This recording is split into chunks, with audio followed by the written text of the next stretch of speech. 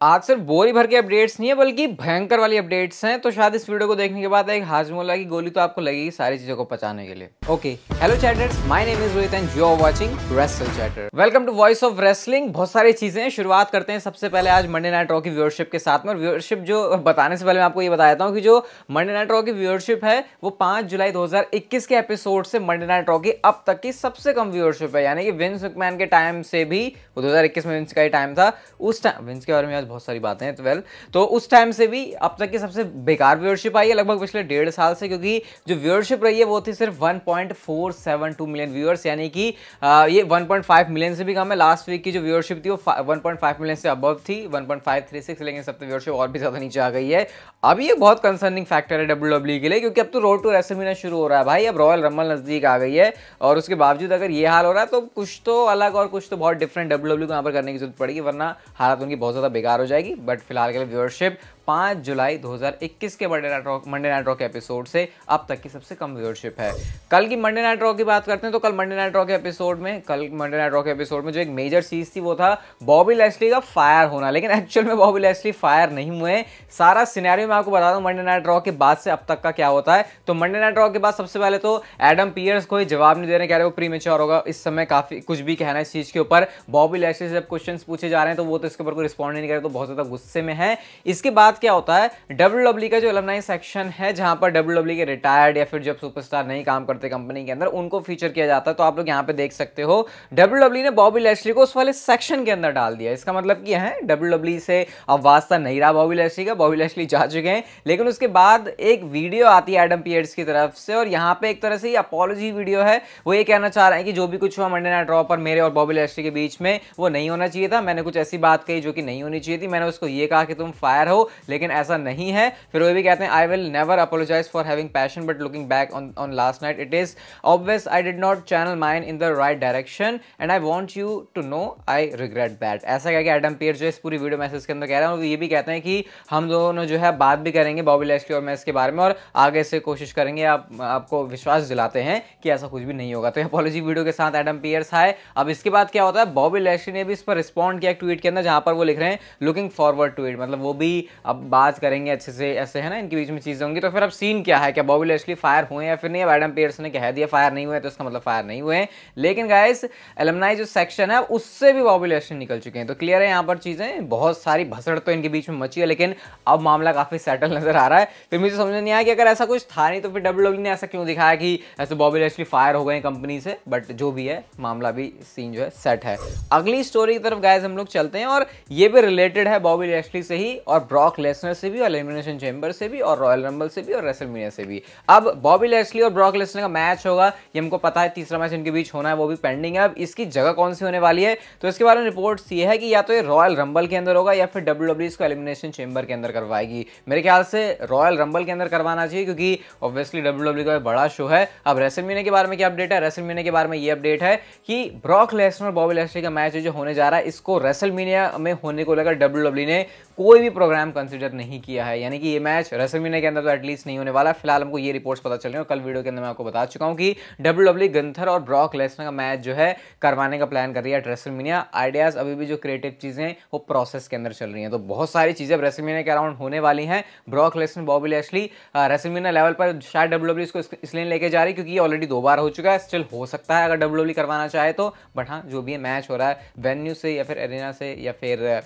कौन सा शो होने वाला है, आई थिंक उससे ज्यादा फर्क नहीं पड़ता है। अगली स्टोरी की तरफ गाइस हम लोग चलते हैं और सेथ रॉलिंस के बारे में बात करते हैं। अब ये बात आपको बताया कि मैंने भी आपके साथ चैनल पर शेयर करी है कि डब्ल्यूडब्ल्यू का सिर्फ एक ही प्रोग्राम है सेथ रॉलिंस को लेकर, और वो ये है कि जब कोडी रोड्स वापस आएंगे तो उनके साथ उनको फ्यूड में जो है इंगेज किया जाएगा। अब अगर ऐसा है तो फिर सेथ रॉलिंस को बेबी फेस टर्न क्यों दे रही है डब्ल्यूडब्ल्यू। रिसेंटली हम लोगों ने देखा शोज के ऊपर कि जो सेथ रॉलिंस है उनको डब्ल्यूडब्ल्यू ऐसे दिखा रही है कि जैसे कि वो एक फेस सुपरस्टार हैं। तो गाइस रिपोर्ट्स ये है कि सेथ रॉलिंस भले ही फेस की तरह एक्ट कर रहे हैं, लेकिन धीरे धीरे वो अपने हील वाले पर्सोना की तरफ वापस चले जाएंगे, क्योंकि उनको कोडी रोड्स के साथ फ्यूड करनी है। और कोडी रोड्स है डब्ल्यूडब्ल्यू कंपनी के अंदर एक प्योर बेबी फेस, और कोडी रोड्स को आप जो है बहुत जल्दी एक्सपेक्ट कर सकते हो डब्ल्यूडब्ल्यू कंपनी के अंदर पूरे पूरे मतलब 99.9999999 इसको करते रहो इन्फिनिटी तक, इतने चांसेस हैं। हाँ बस 100 मत कर देना कि रॉयल रंबल के अंदर कोडी रोड्स अपना रिटर्न करेंगे। अब क्योंकि कोई चीज़ जब WWE कंपनी के अंदर होनी जाती है तो हम कंफर्म करके नहीं कह सकते, तो इसी वजह से मैं आपसे कह रहा हूँ अब मैच ये होना ही है सेथ रॉलिंस और कोडी रोड्स का, बहुत जल्दी आपको देखने को मिल भी जाएगा कोडी रोड्स के रिटर्न के बाद में। एलेक्सा ब्लिस ने मंडे नाइट रॉ के ऊपर सिस्टर एबिगेल वाली चीज़ को दिखाया, हमको डराने की कोशिश करी कि मैं अपना सिस्टर एबिगेल यूज़ कर लूँगी। बियांका ब्लेयर तो डर भी गई थी, वो बड़ा अजीब लगा था मुझे जो बियांका ब्लेयर को उन्होंने सिस्टर एबिगेल की पोजीशन में फंसाया था, और उसके बाद वो बहुत टाइम तक ऐसे लॉक किया कि हाँ ले बहन मार मुझे, जो भी था वो। इसके बाद एलेक्सा ब्लिस ने रिएक्ट किया और वो कहते हैं well last night was weird. तो एलेक्सा ब्लिस के लिए वियर्ड है, लेकिन हम लोगों के लिए बहुत ज़्यादा क्रीपी है। क्लियर है यहाँ पर चीज़ें कि एलेक्सा ब्लिस का जो कैरेक्टर है उसके अंदर चेंज हो रहा है, ब्रे वाइट के साथ उनको इन्वॉल्व किया जाएगा। सिस्टर एबिगेल वाली चीज़ का यूज़ उन्होंने ब्रे वाइट फिएंड के साथ ही किया था। देखते हैं कितनी जल्दी WWE इस काम को करती है ऑन मंडे नाइट रॉ। अगली स्टोरी की तरफ गाइस हम लोग चलते हैं। बताऊंगा कुछ नहीं, सबसे पहले आप लोग एक ट्वीट देखो द मैन बैकी लिंच का, जहां पे उन्होंने अपनी जो डॉटर है उनको पकड़ा हुआ है, लेकिन यहाँ पे फोटोशॉप से सैमी ज़ेन की शक्ल वहां पे लगा दी है और वो ये लिख रही है माय डॉग्स, जो कि उन्होंने टी शर्ट पहनी हुई है जो सैमी ज़ेन ये। हाँ वेल अभी इसके बारे में आपको इंटरेस्टिंग चीज़ बताता हूँ। यहाँ पे उन्होंने ये कहा कि लिमिटेड एडिशन है सैमी ज़ेन की शर्ट PWTs के ऊपर, प्रो रेसलिंग टीज के ऊपर, और ये प्रॉफिट जो है सैमी फॉर सीरिया के लिए जाएगा और तुम जो है इसको खरीद सकते हो ताकि सैमी फॉर सीरिया जो एक पूरा कैंपेन चलाते हैं सैमी ज़ेन उसमें हेल्प हो सके। प्रो रेसलिंग टीज और WWE शॉप दोनों में अंतर है। प्रो रेसलिंग टीज के अंदर सैमी ज़ेन जो भी यहाँ से टी शर्ट से रेवेन्यू जनरेट होगा उसको खरीदने के बाद में उसको सैमी फॉर सीरिया जो उनका कॉज है उसके लिए वो लगाने वाले, और बैकी लिंच भी इस चीज़ को सपोर्ट कर रही है। बट सपोर्ट करने का तरीका यहाँ पर काफ़ी इंटरेस्टिंग सुना कि ज़्यादा से ज़्यादा आई बॉल्स को अट्रैक्ट किया जा सके, और इससे जो क्या कहते हैं रिलेशन है सैमी ज़ेन और बैकी लिंच का वो भी काफ़ी अच्छा नज़र आ रहा है। अगली स्टोरी की तरफ गाइस हम लोग चलते हैं, और ये रिलेशन बिल्कुल भी अच्छा नज़र नहीं आ रहा, एटलीस्ट फैंस की नज़र में। मैं इसके बहुत ज़्यादा खिलाफ हूँ जो फैंस ने किया है मिया इम के साथ में। क्या हुआ, मिया इम ने इस वाली फोटो को अपने डिजिटल मीडिया प्लेटफॉर्म्स के ऊपर शेयर किया जहाँ पर ऑस्टिन थियरी के साथ वो हैं, और यूजुअली आप लोग देखते हो कि ऐसा जो पोज है वो कपल करते हैं, हमने कपल्स को ज़्यादा करते हुए देखा, बट मिया इम क्योंकि शायद अच्छी बहुत फ्रेंड होगी ऑस्टिन थियरी के साथ में, लेकिन फैंस को ये चीज़ पसंद नहीं आई। उन्होंने क्या किया, मिया इम से ये कहना शुरू कर दिया कि अरे तुम चीट कर रही हो, क्योंकि कीथ ली आपको पता है उनके जो है हस्बैंड है रियल लाइफ के अंदर, तो कीथ ली को तुम चीट कर रही हो ऐसे वैसे करके मिया इम को बहुत सारे उल्टे सीधे कमेंट्स आए, जिसके बाद मिया इम इतनी परेशान हो गई कि उन्होंने अपना जो ट्विटर अकाउंट है उसको डीएक्टिवेट कर दिया, और उन्होंने डीएक्टिवेट करने से पहले मैसेज दिया कि देखो मेरी नज़रें सिर्फ कीथ ली के ऊपर ही हैं, हमेशा एक आदमी और एक औरत का दोस्त होना, दोस्त भी हो सकते हैं बिना सेक्सुअल हुए, ऐसा कह के मिया इम को एक्सप्लेनेशन देना पड़ा। वेल मैं अब ये भी नहीं कह रहा कि फैंस ने बिल्कुल ही गलत कहा, क्योंकि यूजुअली ऐसी चीज़ें जब हमको दिखती हैं तो फिर ऐसा ही लगता है, बट फिर ये भी है कि मिया इम की जो फीलिंग्स हैं वो बहुत अलग हैं किसी और के लिए और किसी और के लिए, बट फिर उसमें इतना उनको परेशान कर दिया कि भाई उन्होंने ट्विटर अकाउंट ही डीएक्टिवेट कर दिया, ये ज़रूर गलत है। अब इस पर एक्सपर्ट राय मैं आपकी ज़रूर जानना चाहूँगा, जो मुझे बता सकते हो कमेंट सेक्शन के अंदर। हाँ ये बात बीच में बोल देता हूँ कि कल बहुत ज़्यादा मुझे विशेष आई थी आप लोगों की तरफ से मेरे जन्मदिन के ऊपर, तो उसके लिए आप लोगों का बहुत बहुत शुक्रिया। बहुत सारे लोगों को कर नहीं पाया, स्टोरीज वगैरह आप लोगों ने बहुत सारी की थी, तो उसके लिए थैंक यू। हम चलते हैं गाइस हमारी आज की अगली स्टोरी की तरफ, और ये आपको थोड़ा सा शॉक कर सकती है और थोड़ा सा क्या शायद ज़्यादा भी कर दे, क्योंकि मैट रिडल ने WWE की वेलनेस पॉलिसी को वायलेट कर दिया। अब अगर जैसे क्लासरूम में हम पिटते थे, ठीक है, तो सबसे बेइज्जती वाली बात क्या होगी कि प्रिंसिपल से पिट गए, मतलब टीचर से पिटना, फिर क्लास टीचर से पिटना, फिर प्रिंसिपल से पिट गए, भाई वो भी सबके सामने, है ना। तो ऐसी बेइज्जती अगर WWE के अंदर कुछ होनी हो तो वो है वेलनेस पॉलिसी को वायलेट करना, जो कि अगर तुम ड्रग टेस्ट फेल कर जाते हो, ऐसे जो सब्सटेंस है WWE के अंदर बैन है, इलीगल है, स्टेरॉइड वगैरह ये सब जो चलता है इससे और भी रिलेटेड होते हैं, कभी कभी दवाइयों के असर से भी हो जाता है, लेकिन ये जो वेलनेस पॉलिसी ने वायलेट करी है ये काफ़ी बुरी चीज़ है, और इसकी वजह से ही WWE ने स्टोरी लाइन के अंदर मैट रिडल को टेलीविजन से ऑफ कर दिया है। अब इससे पहले भी एक जो पॉलिसी को वायलेट वो कर चुके थे, 1-2-3 मौके दिए जाते हैं, तीसरी बार पे फायर ही हो जाता बंदा कंपनी से, शायद दूसरी बार हो रहा है, लेकिन पहली बार में जब उन्होंने इसको वायलेट किया था तो उनको कोई पनिशमेंट नहीं मिली थी। अब दूसरी बार में भी उनको टेलीविजन से ऑफ रखा गया। यूजुअली जब वेलनेस पॉलिसी को सुपरस्टार वायलेट करता है तो उसको रोस्टर में अनाउंस किया जाता है, जैसे आपको याद होगा रोमन रेंज के टाइम में भी 2016 में ये चीज़ हुई थी, जिसने काफ़ी ज़्यादा जो है ऐसे सुर्खियां भी बटोरी थी कि भाई रोमन रेंज क्या ही कंपनी का फेस बनेगा, ये तो ड्रग टेस्ट को वायलेट कर रहा है, WWE की वेलनेस पॉलिसी को कर रहा है, तो ये काफ़ी सीरियस चीज़ है। अब इसको WWE कितना सीरियसली इस पॉइंट पर ले रही है ये देखने वाली बात होगी, क्योंकि चीज़ें बिल्कुल भी अच्छी नहीं हुई है। दूसरी बार ऐसा कुछ है तो सस्पेंशन होना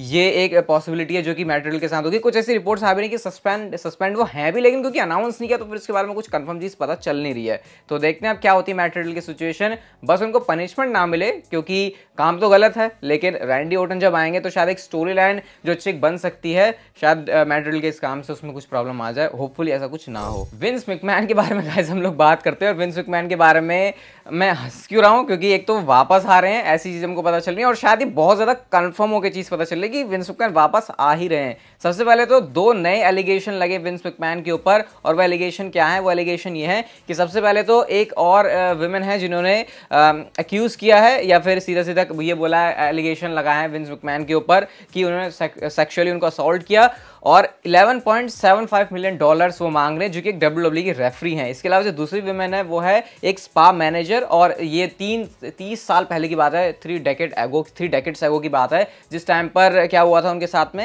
ये रेफरी वाला सीन अलग है, और फिर यहाँ पे क्या सीन है कि स्पा मैनेजर के साथ भी उन्होंने कुछ ऐसा ही किया था, जिसके बाद उनका जो हस्बैंड है स्पा मैनेजर का, वो भी आते हैं विंस मैकमैन को कन्फ्रंट करने, हालांकि शायद पावर्स में है विंस मैकमैन ज़्यादा, तो उस वजह से वो चीज़ हुई नहीं है। तो ये जो 2 अलग अलग चीज़ें हैं, एलिगेशंस है, वो विंस मैकमैन के ऊपर लगे हैं। अब विंस मैकमैन के बारे में आपको रिपोर्ट में बताता हूं। सबसे पहले तो जो WWE के अंदर के लोग हैं उनका इसमें कोई इन्वॉल्वमेंट नहीं है, लेकिन विंस मैकमैन की तरफ से ये बात हमको पता चल रही है कि उनका मानना ये है कि काफ़ी सारे लोगों की तरफ से उनको बैड एडवाइस मिली है कि WWE प्रोडक्ट में, WWE टेलीविजन में दोबारा रिटर्न ना नहीं है, लेकिन विंस मैकमैन कंपनी के अंदर आना चाहते हैं। अब CEO तो है नहीं कंपनी के, वो तो कैसे आ सकते हैं? तो जो मेजोरिटी में शेयर होल्ड करते हैं, शेयर होल्डर में जो सबसे ऊपर है वो विंस मैकमैन है, क्योंकि सबसे ज़्यादा जो कंपनी के शेयर उनके पास हैं, तो डिसीजन मेकिंग की पावर शेयर होल्डर होने की वजह से विंस मैकमैन के पास है। तो अगर वो चाह रहे हैं, जो कि रिपोर्ट के अकॉर्डिंग हमको पता लग रहा है, तो फिर विंस मैकमैन आज नहीं तो कल आपको टेलीविजन पर देखने को मिल जाएंगे, और शायद ये चीज बहुत जल्दी भी हो सकती है। अब फैंस ने यहाँ पर पिटीशन भी साइन कर दिया है भाई, बना दिया पूरा कि इस पर तुम साइन करो कि विंस मैकमैन को हम दोबारा से कंपनी के अंदर देखना चाहते हैं। ऐसी वैसी उनके बारे में बातें हो रही हैं, पता नहीं अब क्या होगा इसको लेके। स्टोरी लाइन के अकॉर्डिंग मेरे ख्याल से विंस मैकमैन का आना अच्छा हो सकता है, क्योंकि ट्रिपल एच कंट्रोल में है। इवन फैंस स्पेकुलेट भी कर रहे हैं कि विंस मैकमैन आ जाते हैं और ट्रिपल एच आ जाते हैं, तो फिर इनके बीच में कौन कंट्रोल करेगा कंपनी को, इसको लेकर एक अलग ही स्टोरी लाइन शुरू हो सकती है, क्योंकि अब तो रियल लाइफ वाली चीज भी इसमें ऐड हो जाएगी, और जब रियल लाइफ वाली चीज ऐड होती है तो फैंस इसमें काफी इन्वेस्टेड होते हैं। देखते हैं क्या सीन होता है, बट फिलहाल तो ऐसा लग रहा है कि शायद विंस मैकमैन आ रहे हैं WWE कंपनी के अंदर, क्योंकि वो चाह रहे हैं, डिसीजन मेकिंग की पावर उनके पास है, बिना CEO है कंपनी का, बिना चेयरमैन बने, तो फिर ये शायद चीज काफी हद तक पॉसिबल है। अगली स्टोरी की तरफ गाइस हम लोग चलते हैं, और विलियम रीगल के बारे में मैं आपको कुछ एक ऑफिशियली चीज बता देता हूँ। ऑफिशियली कहना चाहिए, बस ऑफिशियली अनाउंस नहीं है, बट ऑफिशियली है कि WWE ने जो है नया रोल दे दिया है विलियम रीगल को, और ये जो रोल है उनका स्टार्ट हो भी जाएगा। WWE के साथ उनकी डील वगैरह हो गई है, और रोल है उनका कंपनी के अंदर वाइस प्रेसिडेंट होने का, क्योंकि काफी ज्यादा रेट करते हैं ट्रिपल एच विलियम रीगल को, तो इस वजह से उनको ये वाला जो रोल है वो मिल गया है। Now let's see William Regal company में आके क्या करते हैं। अभी ऑन स्क्रीन रोल ऑब्वियसली उनका होने नहीं वाला, क्योंकि AEW के साथ जो डील है वो उनको अलाउ नहीं करती है। अगली स्टोरी शायद आपको बहुत ज्यादा खुश कर देगी, और जो मैंने आपको सबसे पहले बताया कि मंडे नाइट रॉ की रेटिंग्स बहुत नीचे आ रही है, शायद उसका सोल्यूशन है।